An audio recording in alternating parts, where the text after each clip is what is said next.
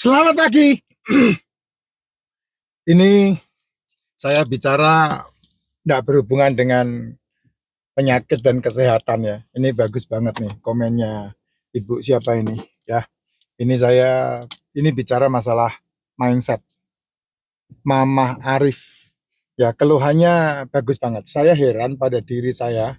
Ada orang yang pinjam uang ke saya, biar saya nggak punya uang, tetap tak kasih. Nggak bisa nolak. Itu kebaikan ya, Bu. Ya, itu kebaikan ya. Kenapa ya kadang-kadang benci ke diriku sendiri?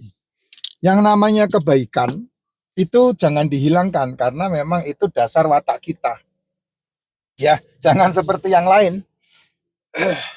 Ada ular yang kepalanya masuk dalam kaleng.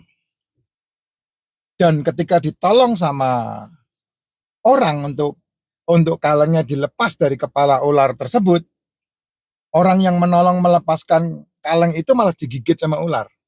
Ya jangan dibunuh ularnya, jangan dimusuhin ularnya, karena memang wataknya ular itu adalah menggigit.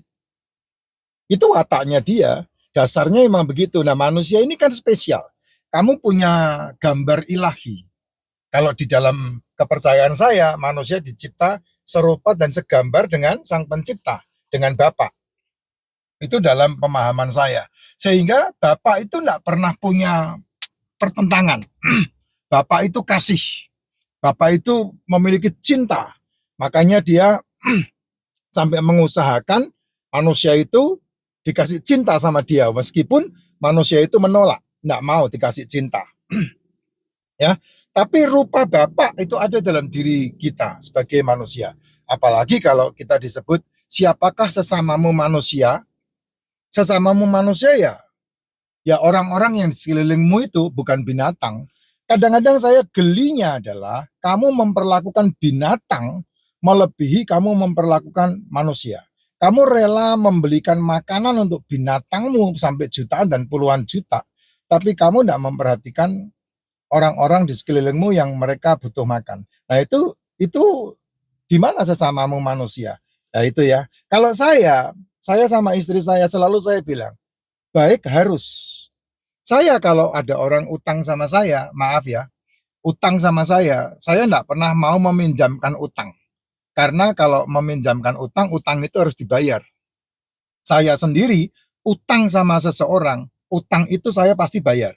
Dan saya kalau utang sama orang, pasti hubungannya sama bisnis, sama pekerjaan. Dan pasti ada bunganya, saya kasih 2% bunganya. Itu saya seperti itu. Contohnya saya butuh modal untuk usaha saya karena saya harus membayar semuanya di awal. Saya enggak punya duit, nah saya utang. Ketika saya utang ada perjanjian, saya melebihi 2% dari utang yang saya kerjakan. Dan itu berlaku sampai detik ini saya lakukan. Ya, utang kripto aja yang saya enggak bayar berlebih. Saya kembalikan karena waktu itu saya pinjem untuk membeli auto trade-nya, membeli alat untuk tradingnya. Saya beli 25 juta itu. Saya balikin ke orang yang saya pinjemin. Walaupun cukup lama itu. Hampir 3-6 bulan kemudian saya baru bayar. Ketika saya udah mendapatkan penghasilan itu. Ya memang janjinya seperti itu. Saya utang tapi jangan ditagih. Nah, pas saya punya duit saya pasti kembalikan. Ya, jadi saya bersahabat sama dia akan terus bersahabat. Tapi kalau kamu utang, tidak ada orang yang utang itu mengembalikan. Jarang banget. Kecuali berurusan sama bank. Maka ditagih sama yang menagih pun debt collector. Makanya daripada kamu punya teman dan kamu meminjami uang ke temanmu, kalau saya sih lebih baik enggak usah. Karena apa? Karena kamu meminjami dia nanti akan jadi musuh. Enggak meminjami dia pun pasti jadi musuh. Enggak meminjami, kamu akan dibilang pelit, dibilang sombong, dibilang belagu. Meminjami, kamu nanti akan menagih dan menjadi pertengkaran. Jadi bagaimana supaya tetap bersahabat? Bagaimana tetap berkawan? Caranya ya kamu kasih. Gitu. Seperti saya ketika orang datang sama saya, kalau enggak kenal mah singkirkan aja, buat apa? Kalau enggak kenal mah lebih baik enggak usah gitu. Tapi kalau kenal, saya akan berkata begini, saya punya duit segini pakai aja dulu gitu. Ya, saya pasti begitu. Ini saya cuma punya segini, pakai aja enggak apa-apa. Gitu. Jadi saya enggak berharap dikembalikan. Karena kalau berharap dikembalikan sakit hati pasti. Trust me, trust me. Kalau berharap dikembalikan sakit hati. Tapi kalau kamu namanya, bos, pinjam dong bos, saya butuh gini gini gini. Ya, kalau memang kebutuhannya itu urgent, saya ada segini pakai aja deh, gitu. Ya saya seperti itu. Saya orangnya kayak begitu. Sehingga sampai detik ini sama mereka saya tetap bersahabat, saya tetap baik. Ya, saya mau telepon masih bisa telepon, saya mau ngobrol sama dia masih bisa ngobrol gitu. Nah, berapa lama Pak? Berapa kali Pak? Eh, Tuhan Yesus ngajari 70 kali sampai 77 kali. Artinya nggak ada batas. Kalau kamu mau berbuat baik nggak ada batas. Tuhan Yesus mengajari, berapa kali aku harus mengampuni orang tersebut? Berapa kali aku harus mengasihani orang tersebut? Nah itu perkataan Yesus bilang 70 kali kali 7 kali. Jadi berapa itu? Nggak terbatas. Jadi karena memang di dalam dirimu itu ada unsur ilahi yang kamu harus berbuat baik gitu ya. Nah, semuanya keputusannya ada di dalam tanganmu sendiri, Bos.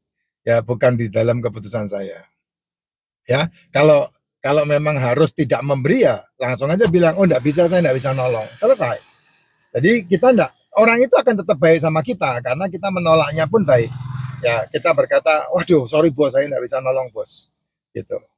Ya, itu kalau saya seperti itu. Jadi karena kitab saya ngajarin saya, jangan engkau berhutang dan memberi hutang kepada siapapun. Bahkan dalam kitabnya yang ditulis oleh Raja Salomo ngajarinnya hebat banget loh. Ngajarinnya hebat banget. Jangan kamu menjadi penanggung saudaramu. Oh, ngeri banget. Jadi itu semua sudah saya alami. Ya, yang disebut saudara itu tidak ada, yang disebut anak pun tidak ada. Karena yang namanya saudara suatu ketika akan menjadi orang lain, yang namanya anak suatu ketika akan menjadi orang lain. Jadi berbahagialah kamu dengan dirimu sendiri, berbahagialah kamu dengan apa yang ada dalam dirimu sendiri, sehingga kamu bisa berbahagia dan membahagiakan dirimu sendiri. Gitu. Kalau menurut nasihat orang-orang tua, apa yang kamu tabur tidak akan kembali dengan sia-sia. Gitu. Kebaikan kamu pasti akan balik, tidak mungkin tidak. Ya. Sampai detik ini saya hidup, saya mengalami semua yang saya bacotkan tadi ini. Sehingga jadilah saya hari ini.